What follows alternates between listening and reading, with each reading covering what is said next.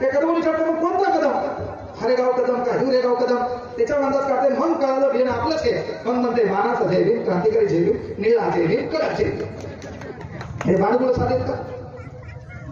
ज्या जातीयतेला समूळ नष्ट करण्यासाठी बाबासाहेबांची हयात गेली, बेजार झाले बाबासाहेब. पण ती जात गेली नाही. त्या डमणीवाल्याने तेच केलं. सुटाफुटामध्ये देखणारे तरुण युवक आपल्या डमणीमध्ये बसलेले आहे, हातामध्ये सुटकेस आहे, ड्रेसिंग केलेली आहे आणि कुठतरी तो बाय विजर आहे.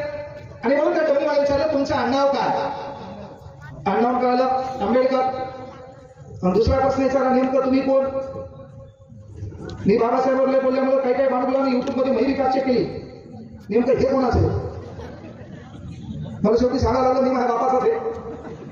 पण माझ्या बापाला या देशामध्ये स्वाभिमान निर्माण करण्याची ताकद एका बापाला दिली. त्या बापाचं नाव डॉक्टर बाबासाहेब आंबेडकर. म्हणजे मेंटॅलिटी लोकांची काय झाली की एखाद्या गोष्टीवर आपण बोलत राहिलो ती गोष्ट चांगली असेल, तिचं समर्थन केलं, एखाद्या समूहाबद्दल एखाद्या जातीबद्दल आपण बोलत राहिलो बरं वाटेल. पण एखादा व्यक्ती चांगला आहे आणि तुमच्या मनात एखाद्या व्यक्तीबद्दल न्यूनगंड निर्माण झाला असेल आणि त्याची बाजू चांगल्या व्यक्तीने घेतली की मात्र मग आपल्या डोळ्यात खूप आहे. म्हणजे काल परवा आम्ही त्या युनियन बद्दल बोललो, घोटाळा झाला न झाला आम्हाला काही घेणं आहे बाबा. शेवटी जनतेचा कोल होता आणि बहीण बैमान होत नसती, बहिणीनं साथ दिली आणि कार्यक्रम झाला. काही काही म्हणून आम्हाला माहिती आता तुम्हाला बाबासाहेब आंबेडकरांचं नाव घ्यायचा अधिकार नाही. तुम्ही मक्तेदारी आहे.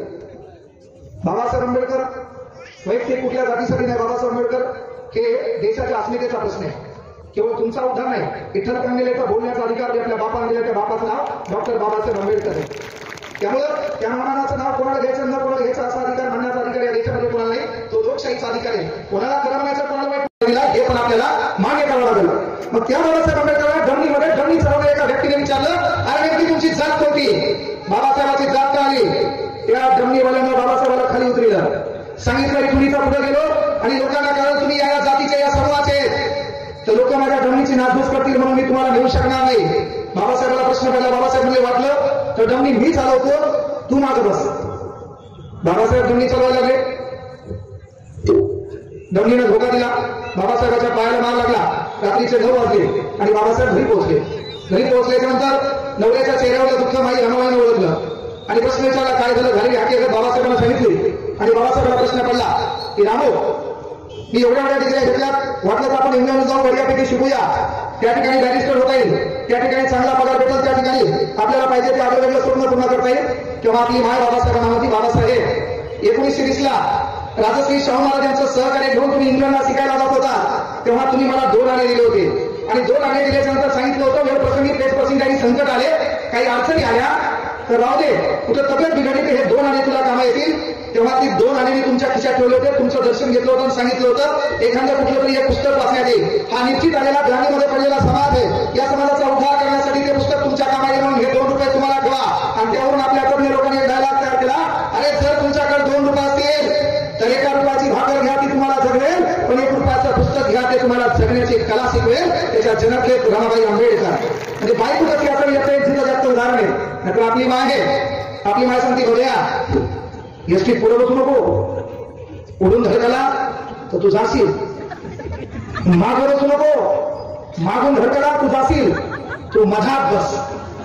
आणि मग ते मधात बसून पुढच्याचं मागचं ऐकून पगार नाही की हवे सध्या बेजार येते. आता त्याच्या डोक्यात दुसरा प्रश्न आहे की मी ह्याला उद्या कशी पाहतो, मी नेमकं कुठं कमा जाऊ. आणि इथं बसलेल्या युवकांना प्रश्न आहे तुम्ही शिकावं म्हणून पहिल्यांदा बाबासाहेब आंबेडकरांनी जेव्हा देश आपला परतंत्र्यात होता 1946 ला आपल्या इथं कॅबिनेट मिशन आलं आणि कॅबिनेट मिशन आल्यानंतर बाबासाहेब आंबेडकरांकडे 29 ऑगस्ट 1947 ला जेव्हा घटना समितीची स्थापना झाली आणि बाबासाहेब आंबेडकरांनी लिखाणाचं काम चालू केलं तेव्हा पहिल्यांदा राज्याच्या ध्येय धोरणाची मार्गदर्शक तत्वांवर लिखाण केले. का MC सगळ्यांचं म्हणणं होतं राज्यघटनेच्या भाग क्रमांक 4 मधला भारतातल्या प्रत्येक राज्यानं पालन केलं तर भारत हा पृथ्वीवरील स्वर्ग बनेल. त्यासाठी पहिल्यांदा लिखाण झालं राज्य शासनानं राज्यातल्या लोकांसाठी काय करावं. आणि म्हणून राज्यघटनेमध्ये पहिली कलम आपण ऍड केली आहे, कलम 45 6 ते 14 वर्ष वयोगटातील विद्यार्थ्यांना मोफत आणि सक्तीचं शिक्षण. इथं विकास सांगतो इथून पुढं भाषण जे मी ठेवणार असेल पहिली गोष्ट कळत नाही, भाषणाला महाराष्ट्र सुधारत नाही, आपल्याला ती सवय झाली. आता नेमकेच गाणे झाले, काही ना खूप छान गाणे म्हटले, काही जण नाचले, पण उद्या पुन्हा आपण विसरून जाणार हे काय. आमचं पोरगं सध्या भेट आले रेलमध्ये, कपडे दुसऱ्याचे, गॉगल चौथ्याचा, गाडी पाठवायची आणि याच्या रील फक्त पाहत राहायच्या. लय बळ आलं आणि हे कामाला कुठं काय मेंटॅलिटीने आवडून सांगायला की रील पेक्षा रिअल लाईफ वर महत्व द्या. ती जी रील आहे का त्या रील पेक्षा रिअल लाईफला महत्व द्या. काळ वेळ फार बेकार आहे. सरकार कोणतंही येऊ आपल्या ताटात जे पहिल्यापासून पडत होतं तेच पडणार. त्याच्यात कुठलाही बदल होणार नाही. हे दलिंदर सर्व सारखेच आहेत. याच्यामुळे आपल्या जीवनात वेगळा बदल पडणार नाही. तो वेगळा बदल पडण्यासाठी माईचं पोरीकडं आणि बापाचं पोराकडे लक्ष असावं. तुमचं पोरगं म्हणून सांगायलो हप्त्यातून एकदा पोराला हाना. बायकाला सांगतो तुमचं पोरगं म्हणून सांगायलो हप्त्यातून एकदा पोराला हाना. त्याचं चुको न चुको तरी मारा व्हायच्या. एक वार ठरवा, वेळ ठरवा. बापाला पोराला फोन करायचा रविवार दुपार 2 उद्यापासून चालू करा. कारण बापाचा पोराला फोन केला पाहिजे दुपारी 2 रेडी राहा. मी आलो की बापाला हाना. त्याचा चुको न चुको माहिती हाना. कारण का कधी भाव विसरला तर पोराला बापाला फोन करायचा पप्पा वेळ झाला या.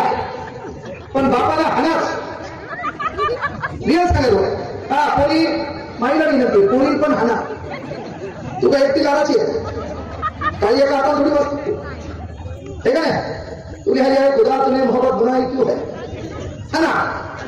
पण ईश्वरचा पोराला हाना मात्र त्याच्यात आपल्या बहुजनांच्या महाराजाला एकच काम करा हप्त्यातून एकदा हाना. का म्हणालो पोरगं म्हणतो घराच्या पुढे बसून बापान जापान एक झाड हाना. पोरगं विचार करेपर्यंत पुन्हा घरातून येत पुन्हा एक झाड हाना. पोरा विचारलं काहून बापा सांगायचं काहून म्हणून काय नाही त्याला बाप